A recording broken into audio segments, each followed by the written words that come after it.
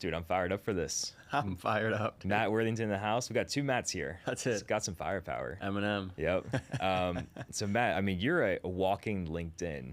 And I remember the first time I was introduced to you, like on social media, first time I met you, like it's all about networking, right? Yeah. And this is just what you live and breathe. You host events, you connect people. You've connected me to people. You've connected people to me. It's just amazing. Like, this is what you live for. So thank you. Happy to have you here. Welcome to the show. Happy to be here. And I'm in the presence of a great, and I'm honored. So thank you. I appreciate that. So let's talk about Riser. So Riser is a company you started that is all about networking, hosting events, bringing the right people together. And previously, you started this, out of college. You're hosting events. They were free to the community, which is just shows who you are as a person. You're like, I just want to selflessly put people that are great people in the same room, get them connected. And it was just I believe it was the Austin's like most successful people under 30, right? Yeah. That's what it's called? That's what I called it. Yeah. Which I wasn't that at the time by any means, but it was just a fun way to get people in the door. Yeah, it's good branding. And that just slowly evolved over time. And now you have events and you have all these you have retreats and there's so many different things.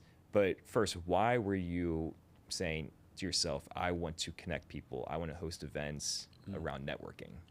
Well, selfishly, it was I wanted to be around some of the most successful people in Austin. So I was trying to figure out a way to bring those people together so that I could meet them. And then through bringing them together, I found that these people that were showing up to the events ended up wanting to meet more of the same like-minded individuals. So it just kind of grew organically from there. But the honest answer is I just wanted to meet them myself, So I was like, how do I get them in a room? And that's when I, created the Canva flyer that said Austin's most successful under 30, posted it online, hoping that it would get the right people in the room, and somehow it worked. So yeah.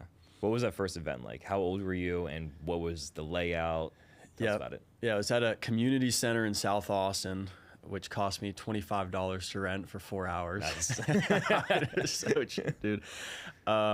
And there was only 12 people that showed up, or I say only. I'm flattered that 12 people showed up, and I provided the food, I provided the drinks, and one way that I helped incentivize some of these people to come was by asking them to speak about their business, about what they're passionate about, what they're building, what they're creating. So we had 4 people go up and speak, and I think the thing that I always look back on that made me realize this is something that I would want to do for potentially the rest of my life is I had a friend, his name's Robbie Zudak, and he was selling clothing called Sunnyside. That was his merch brand to support mental health awareness.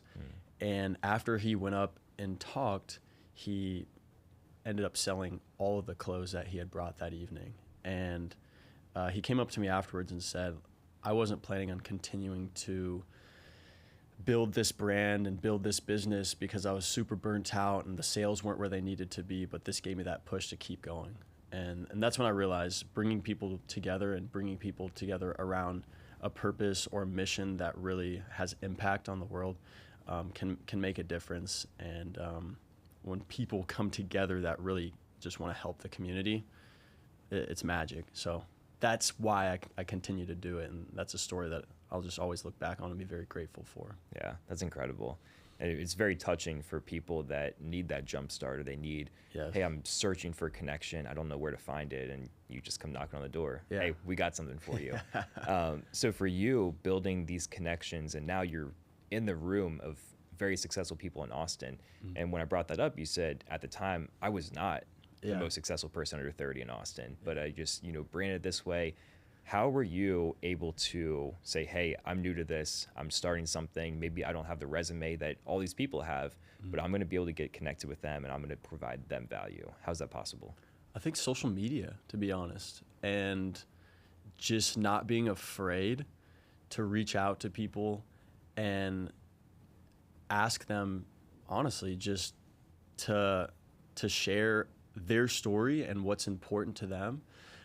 In a setting that there's other people like that in the room. So I guess like if there's a piece of advice I can give is don't be afraid. When you remove the element of fear, all that's left is opportunity. And I really tried to keep that in mind when building it early on. Was don't be afraid to fail. Don't be afraid to look stupid. Don't be afraid to get turned down. Just reach out to those people, send a DM, shoot them a message, and ask them to show up. And a lot of people didn't, right? And it's funny because you'll find that people won't believe you until you do it, right? They're not going to believe in you until you actually make it happen. And so I kind of saw the progression of that early on. I got turned down. People didn't want to come speak, or they didn't want to come talk, or they didn't want to show up. And then after a year, when they saw that there was momentum, and me and now Christian and Zach, who are my business partners, built it to what it is now, or what it was about 2 years ago, they ended up starting to show up and pay attention to it. So I guess the piece of advice is just don't get discouraged. Mm-hmm. I love that message, because I think the age that you started at, many people are fearful of what the future brings. Yeah. I'm in those shoes, like a little bit removed of college. Everybody goes through the same things. What do I want to do? Mm-hmm. How am I going to make money? How am I going to start living on my own? It's like, no matter what you're doing, like, you're always faced with those questions. Yeah. So for someone like yourself, you're out of college, you're facing those questions.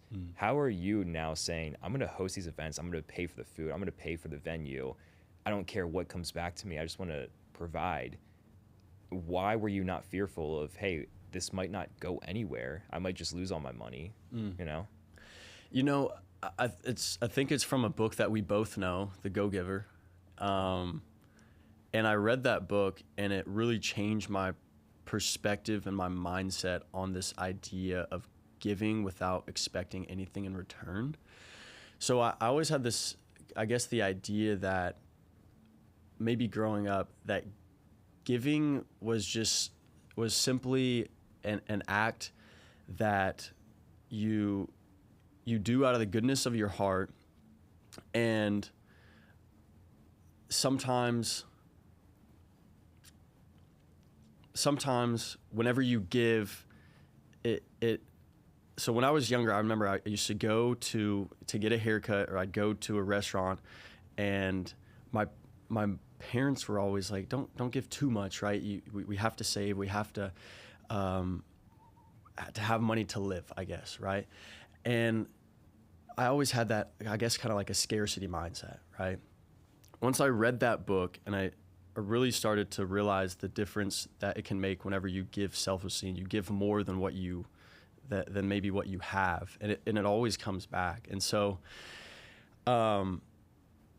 dude, I don't even remember the question. What was the question? That was good. It was just, how were you able to operate without that fear of this could go nowhere? I think I always just believed. I believed that it was going to go somewhere, and maybe it was delusional. I can't believe I just did that, dude. Hey, this is raw. This is I was going in fucking circles. Dude, I just always believed in myself, and maybe I was just disillusioned to believe that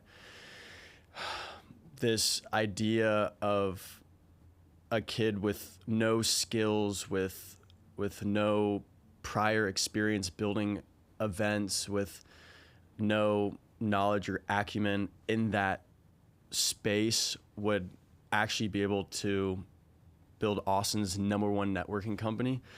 But I believe if I worked hard and I was consistent and persistent and I didn't give up, that it would happen. And that was just the mindset the entire time. I never really got discouraged. I just knew that if you continue to put in the work and the time, that anything you want, you can have and you can achieve. And I was just ambitious, dude. I was just ambitious. I think you can teach skill, but you can't teach ambition. And I didn't have the skill, but I was hungry, and I just went after it. It's so powerful. Yeah, I love that. How were you able to then transition to making this a business? Because at first it was all free. You're just providing value. And now you have even hundreds of people at a venue, selling tickets, selling vendors. What was that transition like? I can't take credit for that, dude. Early on, I just wanted to do it for free from the jump. And it actually felt uncomfortable. I had a lot of resistance and friction whenever my now business partner, Christian, came to me and said, hey, this is something that you can monetize, that we can turn into what is now Riser. At the time, it was the magic of giving. That's what the name of the events were. Austin's most successful under 30, the magic of giving. And he goes, let's talk. So we sat down at Shoal Creek Saloon off of South Lamar, and he came up with the logo and the mission statement and how to build it and actually make money off of it. And I really can't take credit. So I think there's a fine line, right? There's a fine line of wanting to give and then also providing enough value to be able to monetize. And as a business owner, you have to figure out where the crossover is for both. And so, yeah, I guess once we realized that there was something there and people were willing to actually pay, that's when we decided to kind of pivot into a more formal business setting. Yeah.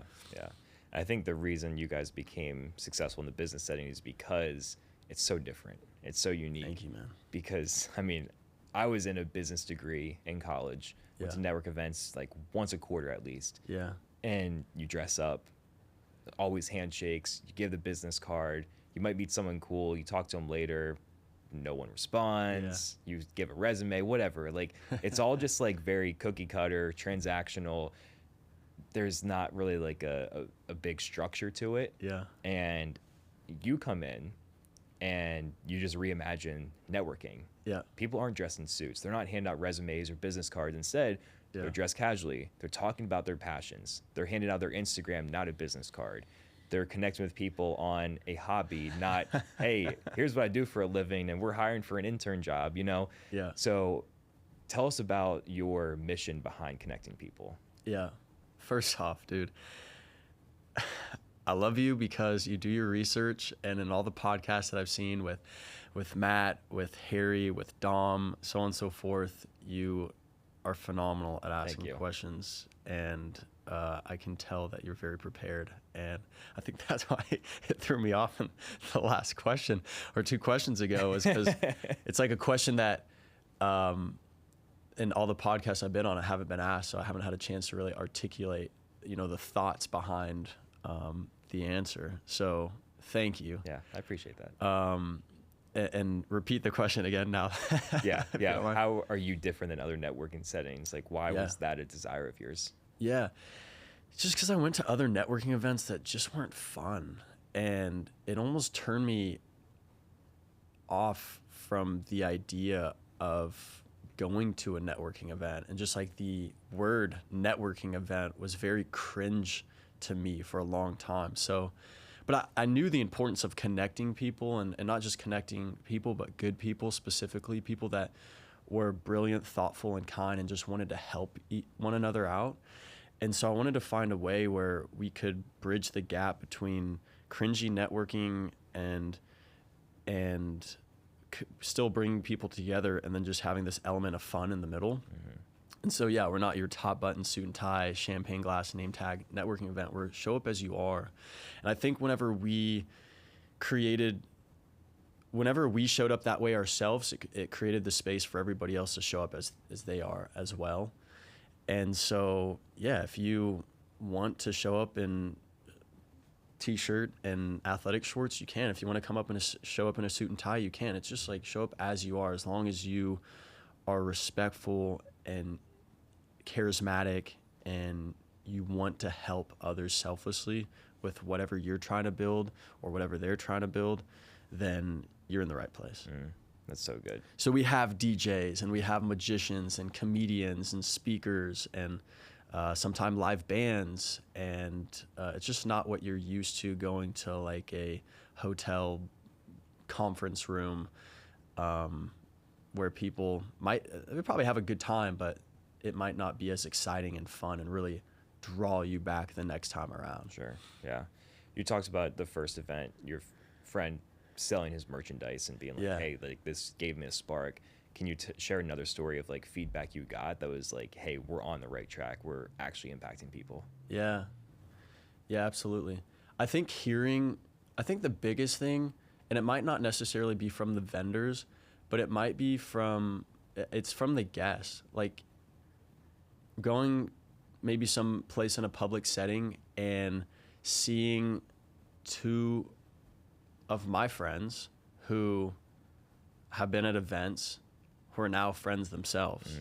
And then coming up and being like, dude, we met at your event and now we're best friends. Like, it's very rewarding to see that and to understand that bringing people together really does have an impact and can really improve their lives, not just during the evening of the event, but for many months and years after. Yeah, I love that. Networking's a very big skill of yours. You're always just looking around, who can I connect? You know, I even got a voice message from you at like 10:30 around the holidays. You're like, hey, I'm at a Christmas party, but there's this guy. And that's just like, it's what you do. You're always thinking that way.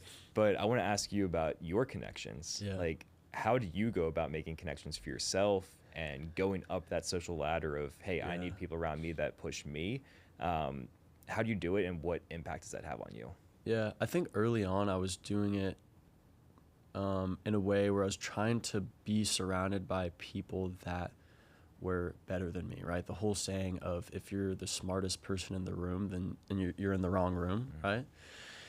And so I wanted to be around the winners, and I wanted to be around those that were really hungry and ambitious. And that's still very important to me, but I think it's pivoted slightly, and maybe that's just because I've pivoted on a personal level from like wanting to just accomplish and achieve at every second of every day to really just more being grateful of where I'm at now. And so I more look for just good people. And the best way I've learned to gauge that is honestly just intuition and kind of in your gut. Like, I can sit here with you, you're giving me direct eye contact, you're smiling, we're laughing, we're having a good time. You're very comfortable. Your shoulders are relaxed. I'm like, oh, like Matt's confident in himself and he's just a good guy. Because one, you're asking questions about me, which makes me feel good, right? Which is like, we all know, getting to know other people is very important. But yeah, my networking now is more of, how can I just be around people that are very grateful to be alive, very charismatic, very kind, very loving. And I think maybe it's biological. I think we can all really pick up on that. Like, who's genuine, who's authentic. Yeah. I think we can pick up on that in our day to day. And we just feel good around some people. And I just want to be around more people that make me feel good. Yeah. You know? I think you can also recognize when it's gone too. Like when you don't have that connection, I feel like that's where like depression and stuff comes from. You're just like, I feel alone and like nobody's around me. I don't have the support, and you just feel differently. Like I can tell if I'm out of my routine, I'm not around the people I should be, like I feel so different. And Austin's like the best spot for it. Like I haven't been to every city in the country, but like I can't imagine many other cities that have like the run clubs that we have and your events and the gyms, like the atmosphere in the gyms of people actually talking and doing group workout classes. So I mean, you hit the gold mine here. Sure. You know, I saw a clip earlier today of Danny Miranda, and he said, Austin's the place that people go to be happy. And I believe that. People are very focused on their health, not just mental, but physical, or not just physical, but mental as well. Their well-being. They're focused on community. They're focused on being outside in the sun. They're focused on eating right. They're focused on just being happy. And I think that really articulates and defines the city that we live in very well. Yeah, absolutely. I mean, I've seen a big change in myself since moving here. It's only been 2 years. And you're playing a big part of that too, whether you realize it or not. I mean, here your role in the community at Collective, but also your role just having conversations like this. I mean, this isn't warranted. I don't have to tell you this, but I look up to you. So the fact that you called me on this podcast is very flattering, you know? I appreciate that, man. But I see the work that you're doing, and it really does make a difference in the lives of the people here on a like direct level, but also in the social eye as well. Whenever you're posting the clips and you're posting the podcast, it really makes a difference. So thank you, bro. Yeah, I appreciate that.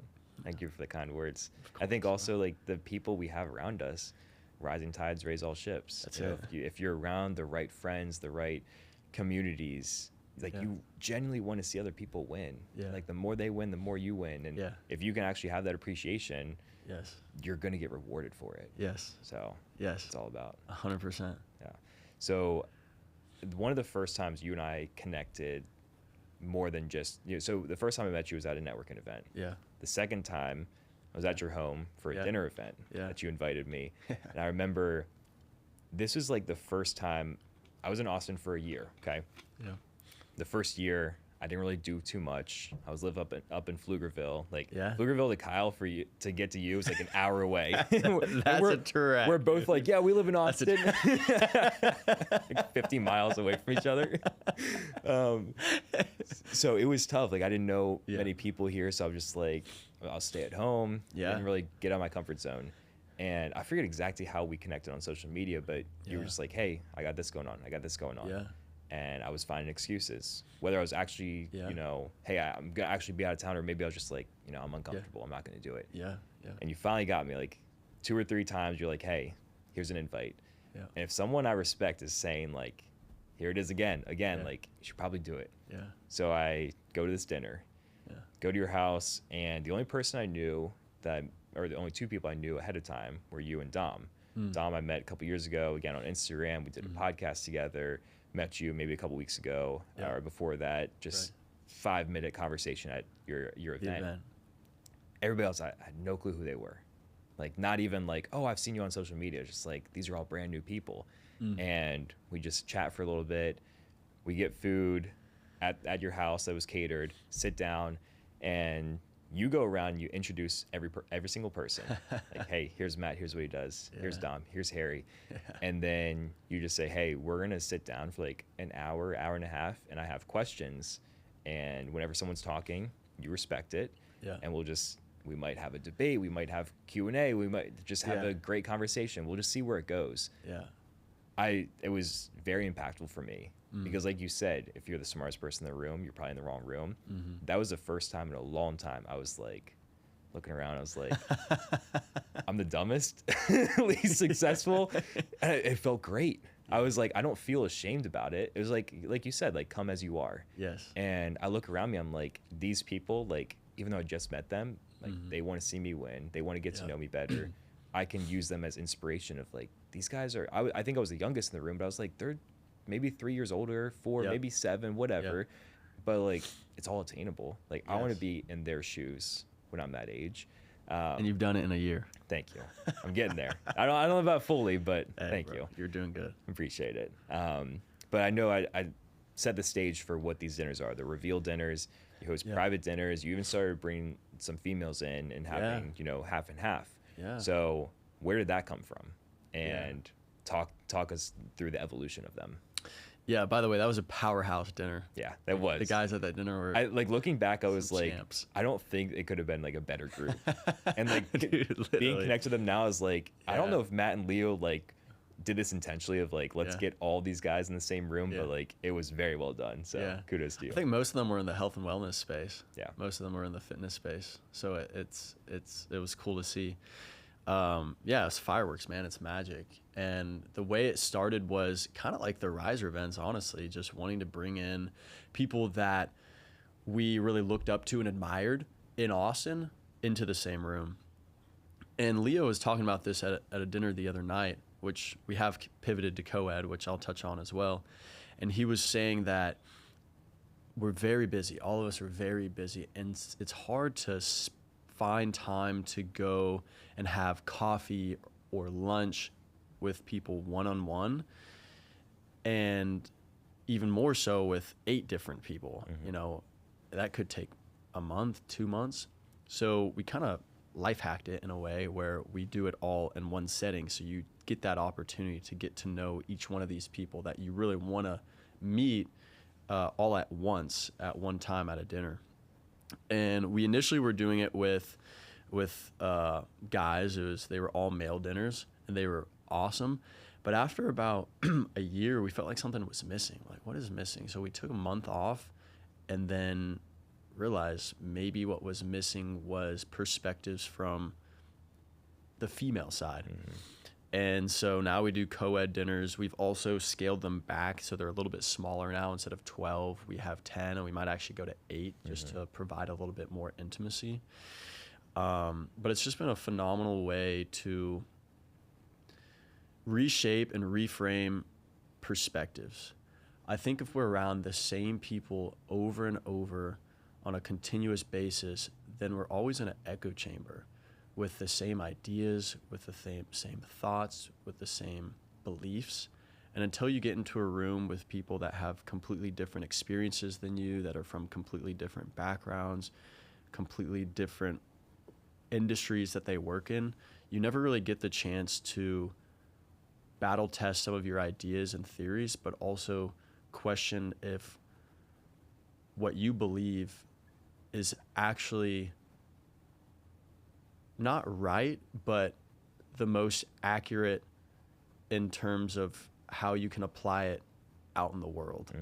And so it's been a good opportunity for us to just be able to observe and learn ourselves, and ask ourselves the questions of, are the things that I believe serving me the way that best helps me show up for other people in life?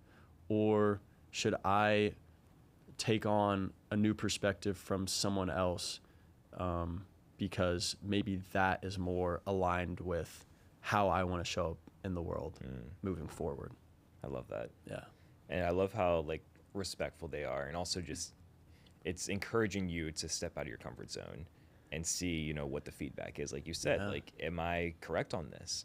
And one thing that was said in the dinner, but also in the group chat now, is like, hey, we're going to have this conversation. There might be some varying opinions, but let's just stay respectful, and, you know, not get hostile, but like, let's just appreciate someone's opinion. You can give your 2 cents, but like, we're going to keep it very, like, we're not going to get out of hand.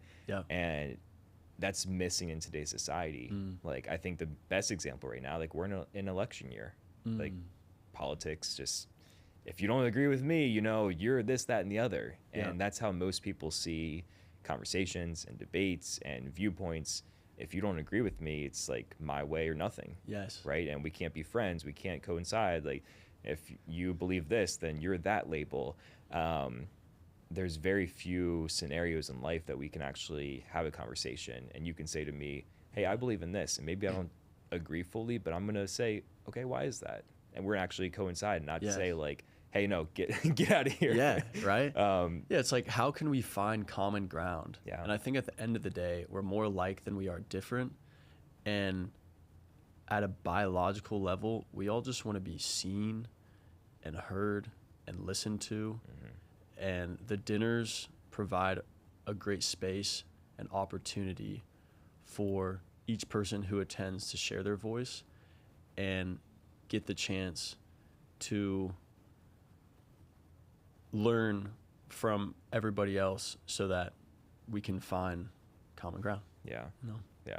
How has the impact grown from like the first one to the most recent one? Like, how have you seen it change? Conversations get deeper, maybe better feedback? What's that been like? So I think for a long time, Leo and I were so focused on the structure that we couldn't be fully present at the dinner. We're like texting each other back and forth. Okay, hey, in 10 minutes, we need to ask this question. And in 20 minutes, we need to clean the table and the plate so that we can bring out dessert. And then after that, you know, it's like, it was very regimented. Now that we have the structure in place where we feel that it provides the best experience for the guests, we're in the pocket and we can really just relax our shoulders, sit back and be present in the moment, which has made a huge difference in us moderating and us asking questions and guiding and directing the conversation. And because of that, we have had some really special experiences in the last month. Matter of fact, it's been relatively recent where we've really, really settled in, where we've had some people cry at the dinners, and some people talk about how their life has changed, and some people talk about how their perspective on the world is completely different and they're incredibly grateful that they showed up. And I say that out of gratitude, just like I'm so grateful to be in the position where something as simple as a dinner, literally, I mean, it's just a dinner, right? Has such an impact on people, which was never really the plan or intention. We didn't know it was going to get to this point. We were just like, let's just invite cool people over, let's have good conversation and share a meal. But I think it showcases the fact that there's something lacking, and what's lacking is not just community, but intimate community and meaningful conversation. And there's not enough of that in the world right now. So the fact that we can play a little part in bringing people together and sharing ideas and making an impact is something Leo and I will forever be grateful for. That's good. How did Leo and you meet? Oh, dude, it's kind of funny. I was, at the time, 3 or 4 years ago, I was making apartment locating videos on YouTube. I was coaching people how to be apartment locators. I thought I was an expert. And Leo found one of my videos and DM'd me on Instagram. I was like, hey, I want to get into apartment locating. Let's chat. We ended up sitting down, and the idea was he was going to ask questions about apartment locating, how he can start his business, how he can make his first X amount of money, right? And it ended up going from a planned 45-minute apartment locating coffee chat to a 3-hour conversation about life. And we didn't talk about apartment locating once. And a commonality between Leo and I is we both just loved people, and we loved bringing people together, and we loved hosting, and we loved community. And it went from a business meeting to a friendship that we'll both have for the rest of our lives, and now a business. And the common theme was we just wanted to help people and provide value and have impact, and just be surrounded by like really interesting people like yourself. I mean, hence the reason you came to a dinner, right? Yeah. And why we kept inviting you. So we met, and what we had planned for the meeting to look like ended up turning into a lifelong friendship. That's awesome. Yeah. Good for you guys. I Yeah. love that. Yeah, man. And you're evolving into retreats now too. Yeah. This is like the hot spot of personal development. Like the books and podcasts have been around. They've had their highs. We've had coaching, mentorships, conferences. Yeah. It seems like the past couple of years, retreats are like the new big thing. Yes. You guys got in on it. Yeah. So let's hear about that. Yeah. So we've done a couple of retreats. We've done a retreat in Colorado, done a retreat in Guatemala. We have a retreat coming up in Big Bend. And we found that at a dinner, the guests who come have an incredible time, and they want more. And so we figured if we can all become close friends in a 4-hour dinner, imagine what we could do in a 4-day retreat. Yeah. Go from close friends to best friends, close friends to best friends to lifelong friends. And so we wanted to create an experience just like the dinners that still was as intimate as the dinners and still as intentional as the dinners, and still ask those questions that really made you think like we do at the dinners, but do it in a way where it's in a longer time frame, in a beautiful place that allows you to disconnect from the real world, disconnect from your day-to-day, from work, from your phones, from family, from friends back home, from all of it, so that you can just really be in the moment. And it's been a blast. I mean, we have just as much fun, if not more fun, building out those experiences as we do the dinners, and we're just getting started. Yeah, you know, there'll be more to come. I'm excited to see you guys continue to grow. Thank it's you. Already like just seeing you develop that space in a year. It's been exponential. So thank you, man. Thank you. Lot to come. Well, I'm gonna get you. This is live. You can mark my words. I'm gonna get you a comp ticket to one of our next dinners, dude. I don't know if I told. We've like increased the price. We've increased like the ambiance, the aesthetic, the table setting, the space. It's not at my house anymore. It's downtown. Oh, really? So we're not catered from Ziki. We work with Nova Hospitality Group. So it's like candle. I mean, it's changed a lot. So I'm going to get you a ticket free of charge just because you're a brother. And I'm excited for you to be included in some of these incredible conversations that now have some of the most incredible women that are here in Austin. It just provides an awesome element. We're so grateful we're doing co-ed now. I'm looking forward to it. Yeah. It's a good switch, you know. Thank you, man. Yeah, very inviting to have those different conversations. Yes, man. Thank you. Of course. So we talked about all of your professional background. I want to talk about fitness too, because people might be hearing, all right, he's just networking and working all the time, but you're a savage. So we got to give you your flowers there. So correct me if I'm wrong. Spartan race. Yes. Top 1%. Yeah. Triathlon. Yeah. On a torn ACL. Other just crazy stuff, and one that we shared together. 1,000 pull-ups in a day. Yeah. You did it beforehand. Yeah. A couple months before. Yeah. The cameraman lost the footage. So we had to do it again. But I was at your house, we were working out, and we were talking about that because I was doing like a pull-up challenge around then. I was just trying to like add one per day. Yeah. And you were just asking, you're like, you should do 1,000. I was like, oh yeah, you did it, right? Yeah. And I was never like, oh yeah, like let me go do that. And you were like, go do it. Let's do it together. So what was the catalyst the first time doing it without me? You know, you had your other buddies. Why did you do that? Well, let me say something first. For those of you who don't know, Matt, after we did the 1,000 pull-ups, ended up seeing how many he could knock out in 45 minutes. What was that, like 700? Am I way off? You did something like an insane amount. I think it was 313. Okay, I'm off. Yeah. But like, dude, record-breaking pace. Because it took us what, like 5 hours? 5-ish hours. Yeah, it was. It was a long morning. Yes. Yeah. So every year I set an intention, and 3 years ago I had an intention to publish a book.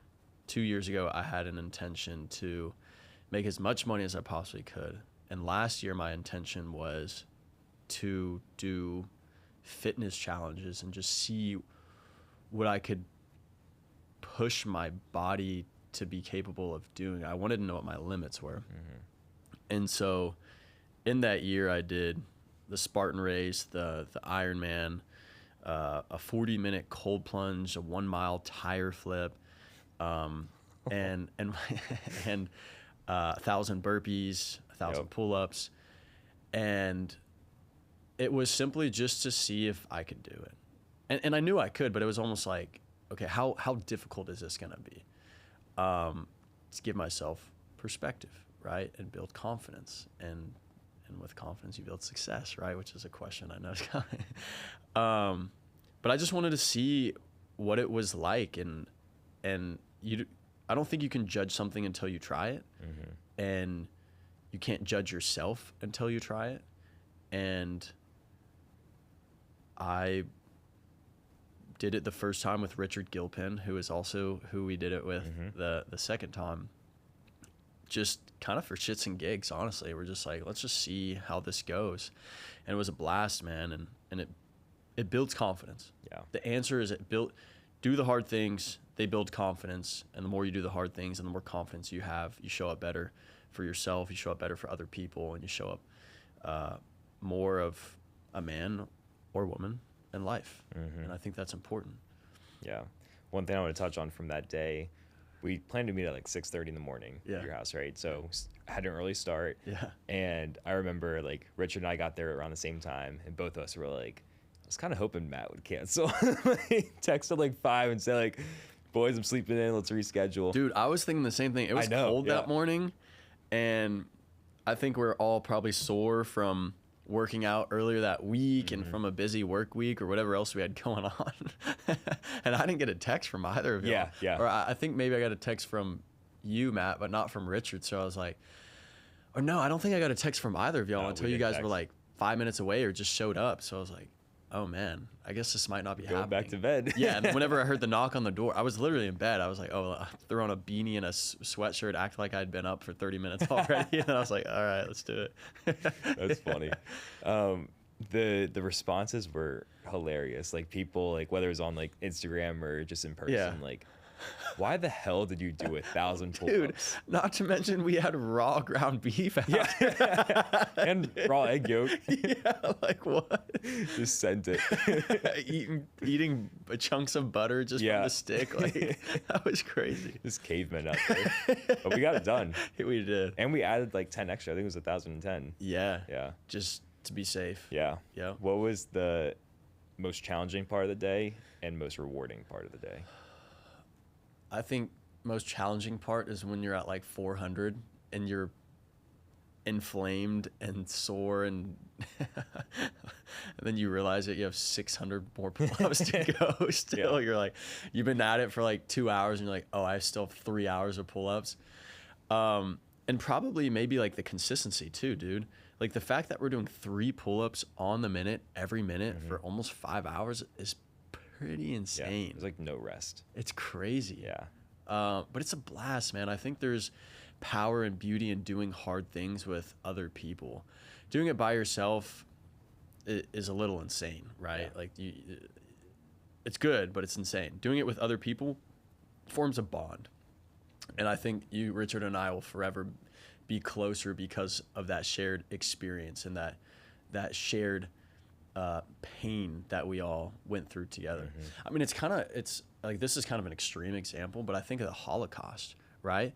You think about in concentration camps, like it's chaotic. It's tumultuous. It's terrible environment, but those people they just got brought closer together, and they're lifting each other up if one person's spirits are down. And I think there's power in that. And we can almost get a sense of that by doing difficult things together now, deliberately.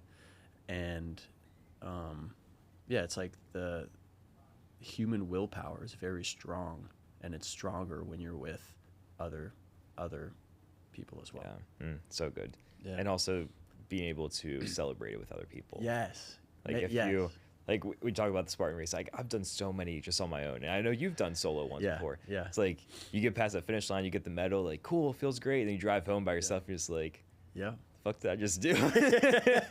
Like there's no one like banging on your window, like let's go. It's just like okay, you're like back to the routine, you know. 100%.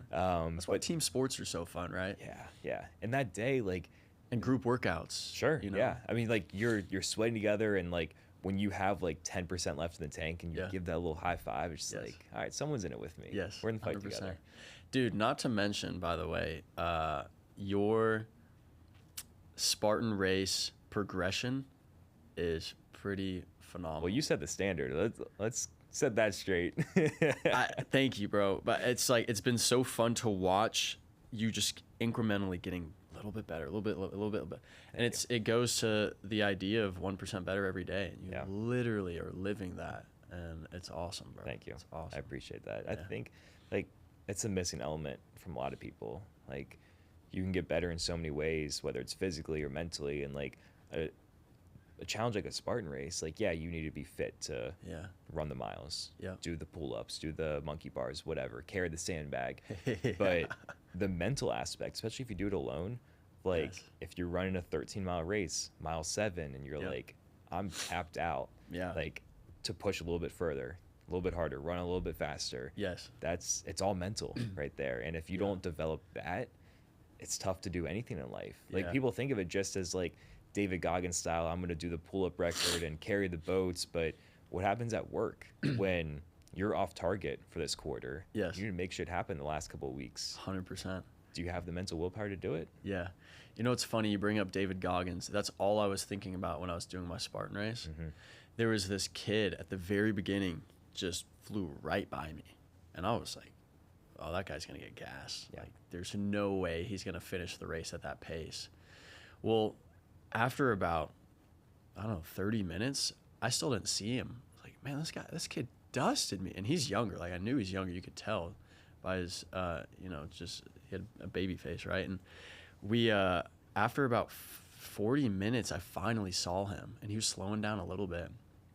And then I caught up to him, and we're right next to each other. And he looks over, and he's like, oh, that's the other guy in my heat. And I just remember thinking of the whole concept that David Goggins talks about, where he says taking souls. Mm-hmm. And I was like, I'm going to take this kid's soul, dude. I do the same thing. That's hilarious you bring that up.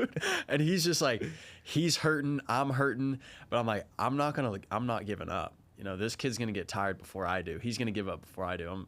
And ended up passing him and finishing the race. The kid ended up winning his age group. Like, I think it was the one one below mine. Mm-hmm. And like, I'm just like so impressed by that guy. He was getting it, like really proud of him. And at the end I went up to him and I thanked him, and he thanked me for like a good race. And, but yeah, that whole idea of just taking souls, like, it's real. Yeah. You like try to match up with someone like, hey, they're a little bit similar to me. Yeah. And then you're on the course and like, I think everybody silently does it. Like, you're not going to say like, I'm going to beat you. But like, you're running like the same pace. Like my last race, I was doing that. There was 2 guys that were like same age as me, and they were together running together. I was by myself, and I was like, okay, here, these are the ones. Let's go. We were running like neck and neck the whole time. Yeah. And at one obstacle, I don't know what happened, but we just got lost, and I was like, maybe they pulled ahead. I don't know where they went. Right. And then I go finish, get my medal, rinse off, change my clothes. Then I see them finish. No way. It was like 15, 20 minutes. Boy, it feels good. Yeah, man. It does. It feels good. It's also like when you watch UFC, like they want to kill the person in front of them. Yes. But at the end, there's always respect. Unless it's like McGregor and Khabib and they just hate each other. But it's like in the battlefield, like you're like, I hate you. I want to beat you. But at the end, you're just like, you pushed me to get better. Yes. I trained for months for this moment to get a little bit better. And like, I thank you for that. Like you said, like actually audibly thanking someone because you're like, I was better because of this and you got better because pushing each other to do more and be more.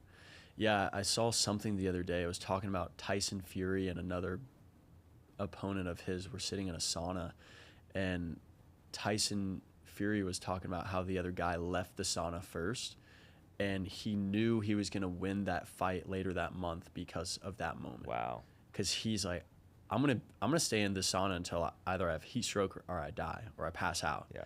And he knew because of that he had a little bit more of a fight in him, a little bit more of a dog in him, and sure enough, he won the fight. That's powerful. Yeah, isn't it? That's really cool. We're gonna sauna after this. See who taps out quick. Yeah, literally. Okay, so I want to talk on your personal brand now. Yeah. This year you were very intentional about giving back. And like you've always been a giver, but giving to people, I think it started with friends. You were like doing little things for friends, surprising them. Yeah. And then you're making videos in different countries and going up to a shop where they hand make everything and say, I'm going to buy everything here and change someone's life. Yeah. And homeless, like so many different people. And you're doing it not just like, hey, I'm going to do this for Thanksgiving, post about it and be done. You're doing it on a weekly basis. What came about that? Like, why was that important to you this year? And tell us about it. Yeah, I think the story that I'll share describes it the best way, and it'll help include an element of emotion that will maybe help you connect to it a little bit more. When I was a kid, I remember my dad always telling me a story about my grandpa. So my grandpa, he was involved in Alcoholics Anonymous for the last 25, 30 years of his life. And during that time, he had purchased homes in California and then used them as halfway houses. So he would bring in those struggling with addiction, bring in those struggling with alcoholism, and would help them get back on their feet, help them get clean. And this was maybe like, I don't know, 10 or 15 years ago. I was young when my grandpa passed away, but my dad and his siblings were going through his trailer home and were selling off the furniture. They were, throwing away old papers and bills and shredding them, that sort of thing. And he found this book, and on the inside were a bunch of contacts, just a bunch of names and numbers. And my dad thought, oh, I might as well throw this away too. Before he tossed it, he decided that he would hold on to it and he would decide to do with what to do with it a few days or a week later. Well, about a week later, he opens that book up and figured it might be a good idea to call all of the people in that book to see if any of them were Papa Lloyd, which was everybody called my grandpa Papa Lloyd. See if any of them were Papa Lloyd's friends who might want to know that he passed away. Because this was like 15 years ago. So this was before, cell phones were really prevalent, and people really stayed in touch on Facebook and social media. So we started calling these numbers, and as he's going down this list one by one, every single person in this contact book was somebody that my grandpa had helped. Wow. And somebody that my grandpa had helped go from struggling with addiction to getting back on their feet, finding a job, and getting clean. And I never realized one man could have an impact on so many people. And I remember as a kid wanting to be like that and wanting to do that myself, and I always looked up to my grandpa as my hero.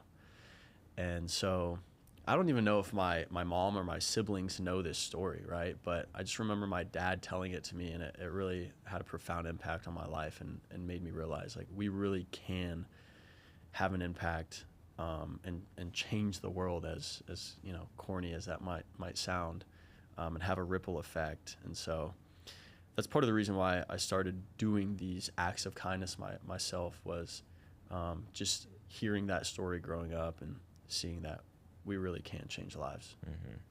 It's amazing. What is the best experience you've had this year giving back? All of them are unique in their own way, but I think the experiences that really stand out are the ones where the person receiving that gift says thank you, but they really mean it. And you can see it in their eyes. I love the idea that the eyes don't lie. You can see someone's soul in their eyes. You can see someone nervous. You can see someone sad. You can see someone mad. You can in their eyes, but you can also see someone just incredibly, incredibly grateful. And it's those moments where you just look them right in the eyes, and they don't even have to say thank you. You just know that they mean it from the bottom of their heart. So there's been a few of those moments, and it fills my cup, man. Like, if I'm going to sit here and act like it's not selfish in a way too, it'd be a lie. Like, it is. It makes me feel good. It makes me light up when I do it. So, like, I do it selfishly because it brings me joy. Mm-hmm. So it's been a blast, man. I'm excited to continue to do it. And actually, right after this, I've partnered with Amy's Ice Cream, which is a local ice cream spot. Yeah, and we're doing a brand partnership and gonna give out ice cream to some people today. Not sure who, but someone's gonna get some ice cream today. So if you're in Austin, come find us. Your grandfather will be proud. Thank you. Yeah, absolutely. Yeah, amazing stuff. I mean, just it speaks to your character. Every different facet you have in life of networking and business and giving back, fitness. Like, you're not just, hey, I'm gonna be in it for myself and see how good I can get, how much money I can make. You're trying to give back. You're trying to bring up and uplift other people as well. So I love that about you. I admire that. And you know, it's a pleasure to see all the growth, and like just like you said, just the beginning. So thank you, man. Yeah, we'll see where it goes. Yeah, I'm pumped. Yeah. So 3 questions for you to wrap us up. Number 1, how do you define success? I think I define success through the idea of confidence, and the only way that you can build confidence is by doing the things that you say you're going to do on a daily basis. And when you continue to do what you say you're going to do, it builds confidence, and through confidence you find success. I love that. Very well said. We live in a society today where everyone is kind of just falling in line, seeing what gets thrown at us, and just being cheap, really. And I see you as really a contrarian thinker. So what is one thing you believe in that most people would disagree with you on? I think one thing that I believe in that most people might disagree with is the death of someone close to you can actually be the best thing that's ever happened to you. And I'll keep this relatively brief, but I think as men, and sons, we really want to find and seek the validation of our parents, and specifically our father. That's like a rite of passage, is to get their nod of approval. And we constantly, or I should say, I shouldn't generalize, but I constantly was trying to make my dad proud, right? Mm-hmm. My dad passed away a year ago, and for the first time in my life, I was living not for him, but for myself. And I say it was the best thing that happened to me, which I know might sound crazy, but it really was the best thing that happened to me, because I started to follow my own internal compass rather than following the compass that I thought he wanted for me, and the direction that I thought he wanted me to go.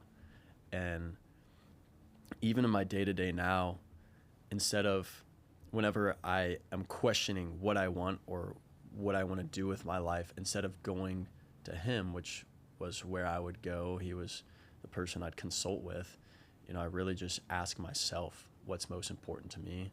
And it's allowed me to gain a lot of freedom and feel very liberated from a feeling that I have to please him or please my parents. And I can say now I'm more of a man in the last year than I was in the first 24.